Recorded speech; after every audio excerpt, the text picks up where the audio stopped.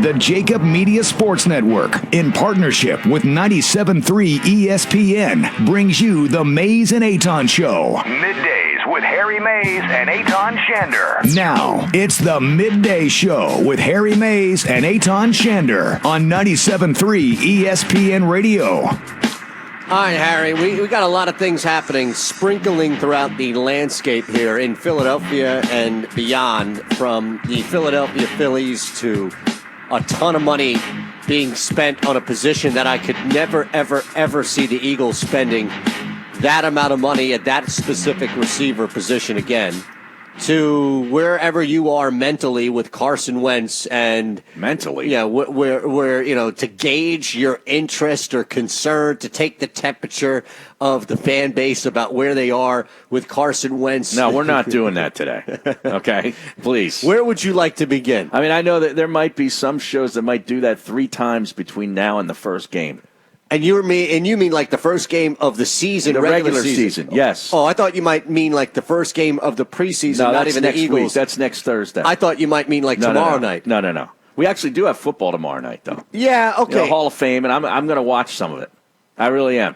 Because from now on Thursday night, it starts. Every week you will have football until the Super Bowl, which is awesome. My only suggestion, and it doesn't really need it, but I think that one suggestion would be to move this thing.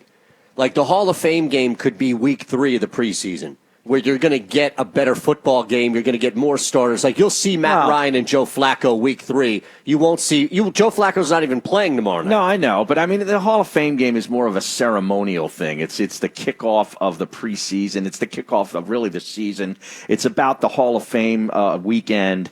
It's really not about the game. Well, no, my point is, can't you move the entire thing to the 3rd week of the preseason and almost look at it like it's the transition of saying goodbye? It's like shedding your skin, right? A reptile shedding its skin and saying goodbye to the old, which is the preseason, and welcoming in the new, which is the regular season. Do you want to move the Hall of Fame game? Is that what I'm to understand? Week 3, the NFL preseason. I'm good with it. Where I'm like Brian Kenny. No, I'm good. That's it. I like it. I'm good. Unbelievable. Man. I like it as the start of the season. You'll still get the start. Like, you could still get some stupid start that they'll build up. They'll still have some crap band that'll open up the preseason. Well, that's garbage. You'll still get to satisfy your sweet tooth when it comes to the Blink 182 tour. I promise you. No, actually, no. I don't need any bands. I don't need any pre-show or pre-game concerts. I don't even need a halftime concert. I'm good with it. Exactly. All I want is football. But there used to be, back in the day, I remember Spurrier and the Redskins played in a game that they had in Japan that I think might have been the first game of the year at that Tokyo Dome and stuff. And I forget about all that. I don't need the NFL doing that. This London thing is bad enough during the season. The Hall of Fame game's nice where it is to start the season. It's more of a ceremony than it is a football game. Yeah. And then the Eagles and everybody else get underway the next week, Thursday, Friday night. I'm just saying, my only point in bringing this up, and I'll let you have the last word on it, my only point of bringing this whole thing up was that you could still celebrate Champ Bailey and Gil Brandt and everybody else. Pretty big class going. Well, that's what I'm saying. Like, you can still honor without it being a ceremonial opening, and you could really honor these guys by having good football around. Like week 3 of the preseason, even Sam Bradford. It's still not good football. Hey, it's good enough that Sam Bradford was able to elevate his game. Yeah, right. All right. He always knew when to elevate his game. Just when around it came that time to get it checked. Yep. You know what I mean? Guy had the best advice and best agent you'll ever see. I'm telling you. I'll tell you. He's unbelievable at cashing checks. I wonder if he keeps them like in a room in his mansion. You know, like the big cardboard checks that they used to give out that got the golf tournaments. Like if he has just like them in cardboard style, mounted on the wall in a big room in his mansion. This is the one I got from the Eagles. This is the one I got from the Rams. So were you there? So basically what you have is a lot of times it'll be, I have the newspapers of when we're quoted and mentioned in there. And you'll have people frame the newspapers and have like that one page of the newspaper, right? Like the front page when you're mentioned in it. Okay. Who does that? Oh, you see that a lot. Really? Yeah. Oh. You've never seen that before? You've No. never walked into somebody's like area or cave or Where they were mentioned in the newspaper and they put it on the wall? Yeah. Really? Framed. Wow. That's a whole lot of work. Well, I mention. don't assume that the people that are hanging the framed clipping are also the ones doing the framing. I imagine they're going to a frame store. Yeah, I know, but I mean, geez, I got mentioned in the newspaper. I'm going to put it on the wall. Okay, Josh, am I the only one on the show right now that this is for? So, in other words, are you doing this in your new house? You're saving all these newspaper clippings? You're going to put them on a wall in the studio? No, I'm not going to do that. I'm going to wait until something big, like as far as, this show goes national. You know, what next? You're going to be disappointed when they make a video game version of this show. You're going to be disappointed with the way you look like Cliff Kingsbury is. The narcissism on that guy. Well, you can already tell that he's got bigger things to worry about than coaching a football team this year. Exactly. Yeah. He's only starting his first season as an NFL head coach. Oh, by the way, and he's juggling Holly Saunders to boot. And what he's worried about is the way his avatar or whatever looks like on the new Madden. I tell you, this is either going to be a Brooks Koepka scenario where he just shows up 30 minutes before tea time and wins, or he's going to just be some marvelous train wreck to watch. I know. Ooh, I like that. It's going to be insane. I'm hoping for train wreck, to be honest with you. Josh texts in on our Facebook, and again, you can see us live on Facebook, and Josh lets us know that he's seen tons of people posting their narcissism on the walls of the trophy room or man cave. I told you, this is another example of Harry being in the minority. Yep. And I know that you're fine being on a peninsula here because there are probably a couple of other people who have never seen this, but I doubt that it's more than 5 or 6 other people listening right now. So you mean to tell me that people actually, if they're mentioned in a newspaper or a publication, a magazine or whatever, I could see if somebody did an expose or a piece on you that you'd want to, frame like, hey, I was on the cover of GQ magazine. Time. My dad was on the cover of Time Science. Right, something like that. Time magazine, whatever it is, and they did a nice 7 or 8 page piece on me. Absolutely, he had that framed. But if I was mentioned in somebody's column that my show was, did this, that, or the other, I'm not, big deal. Wow. Jesus. I think we actually found out who the narcissist is here. Yes, it's you. Well, I think we knew that anyway, didn't we? Not at all. I mean, you can't appreciate anything right now. Eviscerated that argument. No, not at all. I mean, think about it. Look at what you're doing. You're you're sweeping this wide gate close right now on this idea that celebrating and putting some sort of recognition and acknowledgement in a frame on your wall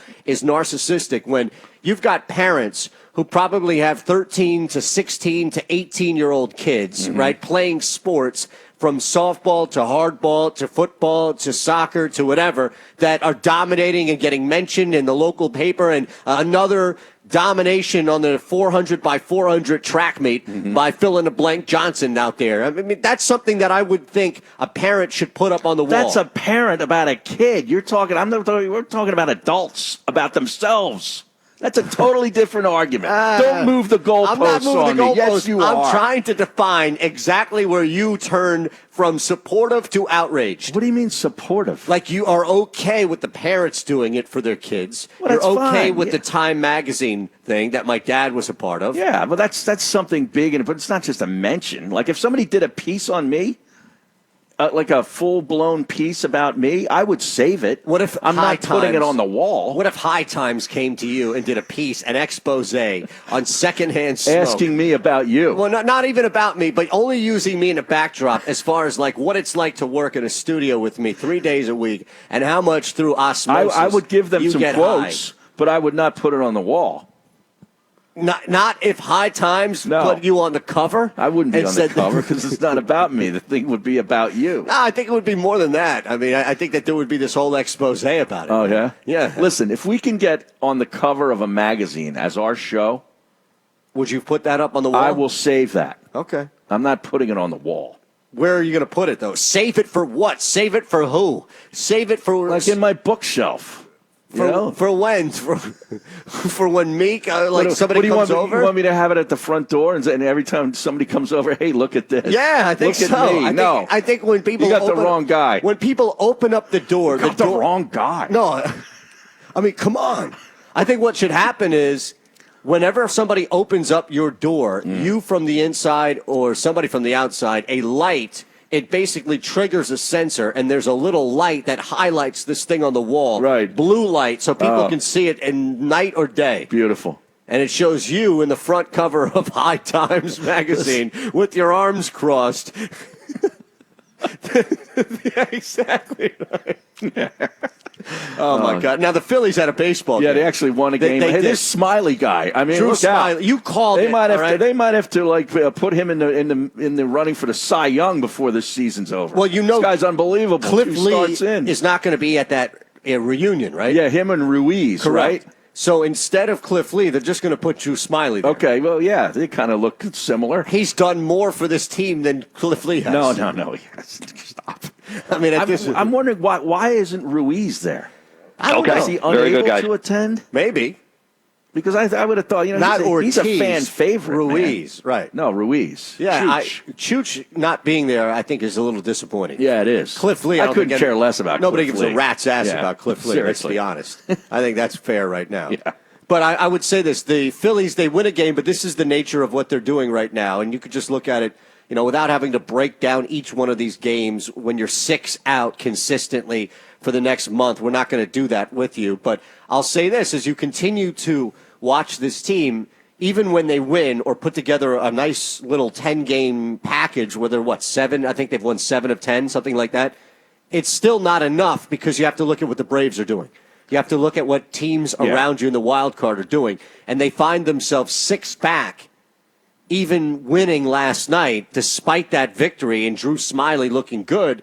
You have to think to yourself, what are you doing right now? Are you setting yourself up for a wild card game, or are you setting yourself for next year? I mean, we've got a trade deadline still to come here. Yeah, right? I know. Later on today. And this is a weird trade deadline thus far. I mean, what you've seen is sub-500 teams making moves for the starting pitching.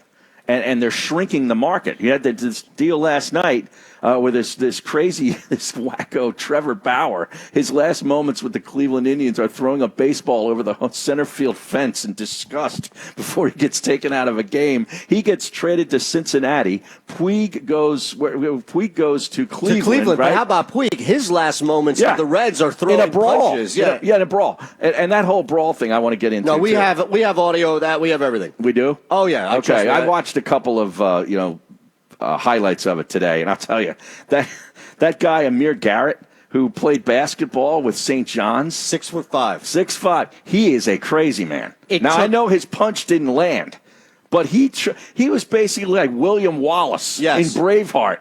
You know what I mean? Like it took. Harry, I was watching the film. It took 7 Pirates to bring him down. Yeah. At one point in the clip, he was fighting 7 Pirates. Right. Like 7 guys in Pirates uniforms physically had their hands on him. Right. One guy had in his mouth. Somebody fish hooked him. It still didn't Did work. you see that? Yeah, they finally brought him down. It was like Gulliver's Travels when they finally brought him down, and they had him. Man, honestly, how many references can we make here? You what was the first one you just made? Now, as far as it being damn it, I just Braveheart. Yeah, So you had William Wallace, He's 6'5", William Wallace Yeah. charging. You had Gulliver's Travels, where it took 6 or 7 of these The guys. 300. It's The 300. Remember that movie? yeah. It's also remember Spartacus. This was when was this? Season 5 or something. It's when they first introduced the giant in Game of Thrones. Oh, yeah. And he just came in and knocked a roof off of the building. Unbelievable. They needed that little girl, what's her name, to bring him down. Didn't she kill the giant? What was she was the head of a family. What was her name? Oh, my She was goodness. funny. That was at the end. That was fast forward to Right. the final 3 seasons. But she killed the giant. What was her name? I forget now. Unbelievable. All right, 609-403-0973 on the text board. The best thing would be is if Clint Hurdle and David Bell actually went at it. Well, 'Cause Bell they got hate each other. ejected They don't earlier like, in the game. And he came back. Right. All right, let's listen. We have the call Okay. from Fox Sports here. Let's listen to this brawl because this really was amazing. I know we have the trade deadline we'll get to, and we have the Philadelphia Phillies with the win, and however meaningless it may be because the Braves are still 6 up on them for the division. You can look at where they stand currently in the It's wild wild card or bust, really. Okay, we can look at that as well, and then also with the Philadelphia Eagles, that's a topic that's just not going to go away, Harry. We're going to have to gauge the interest of somebody, right? I'm not gauging any interest. Come on, man. We're going to have to. I have a ton of interest in the Eagles, just not right now. You sure? Yes. Us talking about the trade deadline, us talking about a brawl last night, us talking about any of that doesn't indicate that we're not interested or we don't have any type of emotion. We don't have the proper juice that we've checked out. Juice for the Eagles the Eagles season. Why is there no juice? I have a lot of juice for the Eagles season. You put a lot of money on it. Just not July 31st. No, you got juice that you actually. Well, yeah, on a future. Yeah, of course. Exactly right. Now, are you teasing down that Pirates game? Or No. What? All right.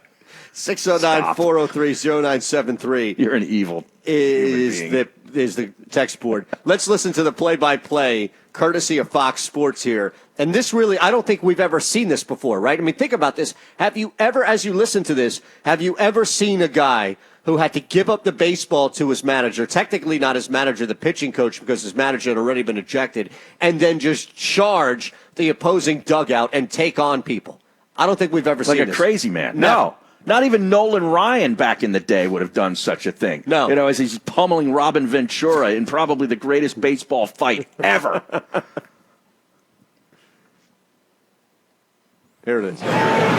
Serious conversation going on right now, and Garrett is hot. And now there's some serious chirping coming from the Pirates dugout. And now Garrett's on his way to the dugout, and here we go. Garrett goes in there punching. This is not a good scene at all.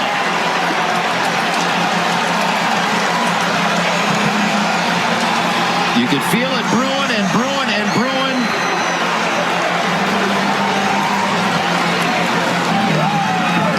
And I'm not sure the umpires are going to be able to break up this one. Well, they're going to have to look back on this. There's David Bell, who came back out of the clubhouse. Going after Clint Hurdle, evidently. Bell having words with Hurdle. Yeah, they hate him. Garrett went flying towards the Pirates dugout. What's wrong with the Pirates? And went throwing punches. A certain suspension for him. David Bell, who had already been ejected from this game, out of the dugout, trying to get to Clint Hurdle. And they got to separate these two teams somehow, because this is not going to stop. No, it's amazing, man. Puig, I mean, they couldn't get Puig off the field. He kept wanting to sort of go back. That's what I love about these. Died down, and then Puig reignited. He reignited the whole thing. But the thing is nobody really fights. They just sort of all, like stand around and hug one another. You ever notice that? That pitcher was fighting. Well, he came in there looking to fight, but he missed. The big punch that he threw looked like it missed to me. Yeah, because he's 6'5". He's probably not used to fighting. Well, yeah, I know, but I give him credit for so do I. And taking those guys on. He's absolutely – I don't know if I give him credit or I just say he's certifiably nuts. Well, I was thinking about that as the cut. It's funny. It really is funny. I know people use that phrase all the time, and they've killed it, but it was funny in my brain thinking about this going two opposite extremes. Yeah. And now you just brought that up. If this guy were playing here, if this were to happen with the Phillies, and you saw this, you'd think, I think, one of two things. He's either one of the dumbest people on the planet that he would jump into a fire like that, and especially since he can't clearly fight well enough to sustain it, or he's got the biggest set of brass stones on him, and you want that guy no matter what, no matter how bad his ERA is, no matter how bad it is, you know that guy will always fight. And even if it comes down to literally having to fight, he'll do it. Okay, now, I want that guy in I don't care, make room for him. Great. I don't care at this point. 6'5". What's the equivalent of this? Like, you don't see anything like this in sports. Can you imagine Fletcher Cox charging the Dallas Cowboys sideline? I mean, can you imagine, I don't know, Joel Embiid going over to the... Well, the thing there, though, is with football players, they're all, they got pads on, they got helmets on. What about the NBA? I mean, the NBA is different. Can you imagine Joel Embiid taking on an entire team? I don't want to think about that. That's probably the closest equivalent you can find. I know. Is Embiid saying, like, all right, I've had Embiid enough. going to the Celtics bench and just taking them on during a timeout. Just being like, all right, I'll just start punching, all right? I'll just start There was this old Simpsons episode in which the two kids were fighting, and Bart was like, all right, I'm just going to start going like this, And if you get in the way, then that's what it is. It's not my fault. And then there's another little cutaway where there's a pie on the table, and Marge is like, all right, Homer, don't eat this pie. And she walks away, and he's like, okay, pie, I'm going to keep going like this. I mean, that's the equivalent right here. It's not that fault at all. Wasn't there one with the Reds and Johnny Cueto years ago where he actually got pinned up against the behind home plate against the netting, and he had his spikes up. He was kicking, and he was going crazy. I think it was Cueto and the Reds a couple of years ago. Now, that was years ago, right? Yeah, it was a couple of years ago. But now Mosher sends in Mosher sends in a joke based on the brawl. That Reds pitcher fought off more over-testosterone Pirates than Peter Pan. Wow. Where's the rim shot? Wow. We need a rim shot for that. Now, what's amazing is that Jeff's going to be back on the air, right? He was on the air yesterday, right, with Mike, so he'll be back this week, I think tomorrow. I think Thursday, probably, yeah. And he chose to give us that instead of save it for the show. Save it for Gil. Now, I mean, we have to reward him for that. We do, right? We do. Do we have anything we can give him? We got to have a prize pack. We need a rim shot. Well, listen. You know who has a rim shot? He's going to join us at 1:30. He's got a couple of good rim shots that he had actually recorded from real drummers. Is that right? Yes. There's a famous drummer. I forget the guy's name, but he had the guy from Van Halen? No. This is a guy like a jazz drummer that came in his studio and did some rim shots for Tony, and they recorded them. And they'd call it, like he'll tell the story, but kettle of fish, like kettle of fish.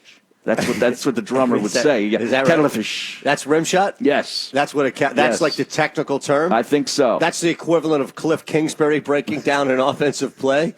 Kettle to fish. We'll talk to him at 1:30. All right, and we're also going to talk with Kevin Cooney. Right. Kevin Cooney. Because Bob is still traveling back from his honeymoon. Mm-hmm. So he gave him the week off. I didn't try to maneuver around and move the interview or anything. Okay. He's probably up in the air We love now. Kevin Cooney. He loves talking baseball. Well, no, it's not because of Bob, but we're just saying we won't have Bob on this week. Those two are unrelated. I'm just saying we won't have Bob from Crossing Broad on this week because he's traveling. Now, what we need, and I think he's done one already on his Instagram, and I sent Josh a note to try to go get it and edit it, is Bob Menery's play-by-play of the brawl. Oh, I can't wait to hear that. Okay. Now, you're right, because you heard the regular play-by-play, and I imagine that Menery just blows it away. Oh, yeah, totally. You've heard it, right? You got to bleep, half Sure, of it, which kind of destroys it. It's unfortunate. But, that's what his skill set is made for, is video like this. Let's get to Glenn, and EHT wants to talk about what's going on in Brawl to Phillies. What's up, Glenn? Hey, what's up, fellas? How you doing? What's happening? Good, buddy. Good. Nothing much. I was saying, the baseball season is just so long. That's why I don't think you can really count the Phillies out. I know it's easy to do it, and I know Harry's pretty much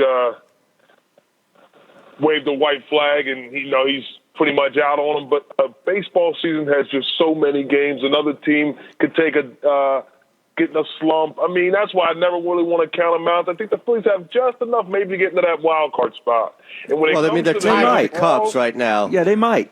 But then you got to hope that they can set Nola up for that game. Right. I mean, that's how it's going to play out, no question. And I was wondering if you guys remember this pitcher named Kyle Farnsworth. Sure. Yeah, he was in a brawl. Fight.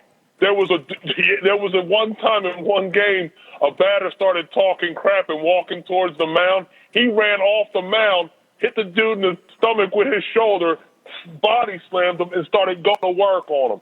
Kyle Farnsworth was a beast. Yeah, man. I remember that guy. Definitely remember that. Now, was that more impressive than this guy, Garrett, charging an entire team? I mean, think about how many guys are in a dugout.